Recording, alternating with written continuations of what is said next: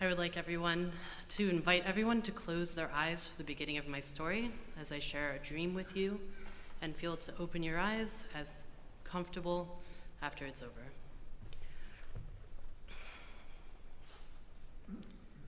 I sit in the cool steel room, surrounded by an ocean, depth with murky waters all around me.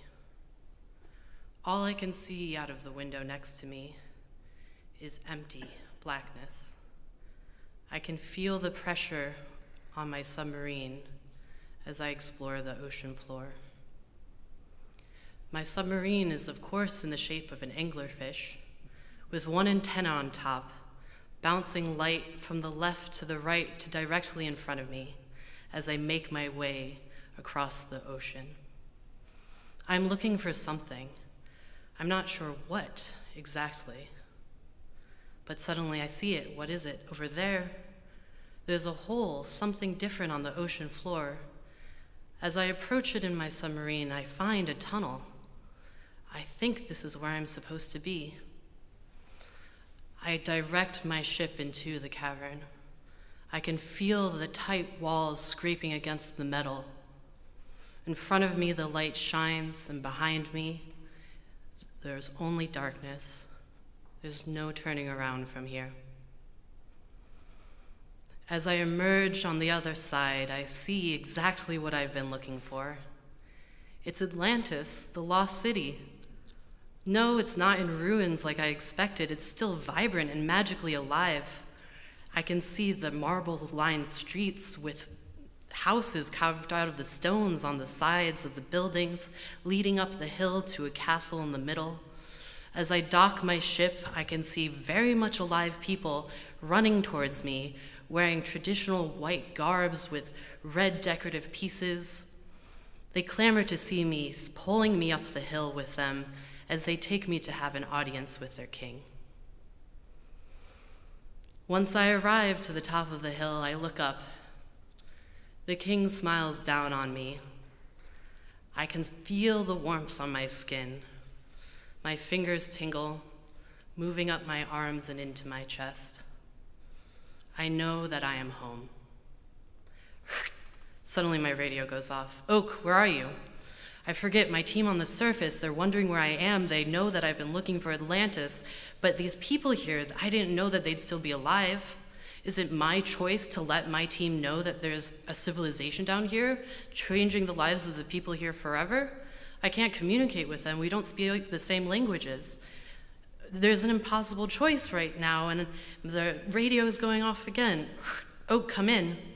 What do I do? What do I do? And with that, I wake up. Beep, beep, beep. My continuous blood glucose monitor is reading LOW. That's something that you never want to see as a type 1 diabetic. Severe hypoglycemia, low blood sugars, can lead to death. I'm confused. I can't see straight. Everything in my head is a fog. I try to sit up out of bed, but I can't, so I have to go onto my hands, pushing myself up. I swing my legs off of the bed, heading towards the kitchen. I grab onto my bedpost, the doorway, the back of the couch. I can hear my dog's feet tick, tick, tick behind me. And there, on the kitchen table, I see my dinner, a slice of pizza that I forgot to eat. This isn't the first time it's happened. I've given myself insulin for meals that I then forget to eat. Being a medical student, it's really hard to remember all the time. When I was 7, I was diagnosed with diabetes. I am 7 and sitting at my schoolyard. My father picked me up after school, and I thought that meant we were going to be in for a special treat. We take a yellow taxi cab to the local hospital. And when we arrive there, I turn to my dad and I ask, "Are we supposed to be here, Dad?" He looks down on me and says, "Yes, your doctor wanted you to come." The next 2 weeks were filled with chaos, swirling memories, nurses having to hold down my arm every time they wanted to put an IV into me with my head turned away. I'm so afraid of needles. My family comes and goes from the hospital room. always, there's noises on the loudspeaker. Towards the end of the 2 weeks I spent in the hospital, one of the doctors came to visit. She sat at the end of my bed. She looked at me and she said, "Do you have any questions?" I asked, "Am I going to die from diabetes?"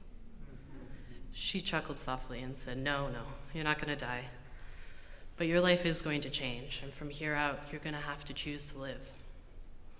In that moment, I felt a sense of calm. I could see that she was the rock in this storm of everything around us. I am 14, and when people start asking me what do I want to do with my life, I tell them, I want to be a doctor. When I am 17, I come into my queer identity, and that helps shape the doctor that I want to become. When I am 26, I start medical school. I'm excited to be there, but I'm also the first openly transgender medical student in my school, and with that came a lot of questions, well-meaning, but also exhausting. I had to kick open doors and find a seat at the table. When I am 28, I start my first year of rotations. The first 2 years of medical school, you sit in the classroom and learn. Your last 2 years, you go into the clinic and learn from interacting with patients. My first preceptor, we'll call him Dr. P, was a fantastic OBGYN in rural Washington. He was one of the few doctors who belonged to a minority community who treated his patients with the utmost respect, building community that was like none other. They would always invite him to christenings and weddings and birthday parties. The sense of pride I could see from his community that he has built is exactly what I want to be doing in my future. Towards the end of my rotation with him, after 6 weeks, he sat me down, telling me that I will be an excellent doctor. But Dr. P also told me, Oak, this year is going to be hard in ways you can't even imagine, and I don't want to see you give up. I didn't understand how right he was. Halfway through my 3rd year of medical school, I decided to stop transitioning, a decision that was very heavy on my heart.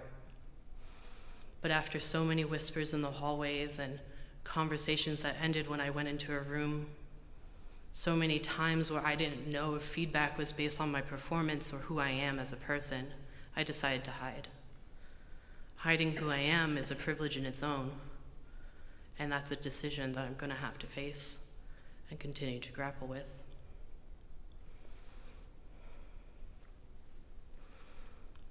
As I move forward in my career, I have to make a decision. I'm back in the kitchen, sitting at the table, eating my pizza, drinking my juice. I think about Atlantis. Atlantis, what I thought was medical school, becoming a doctor, is actually my beloved communities that I want to serve. The scientists on the surface, my team, they're always well-intentioned, but not always come off as such. I sit at my table knowing that I belong to both of these worlds, but yet neither fully to either. And I wonder, where does that leave me? I can feel the cool table under my hands. I can feel my dog resting on my leg, her soft fur comforting me. And I feel my blood sugar going back up. I am left with an impossible choice. Thank you.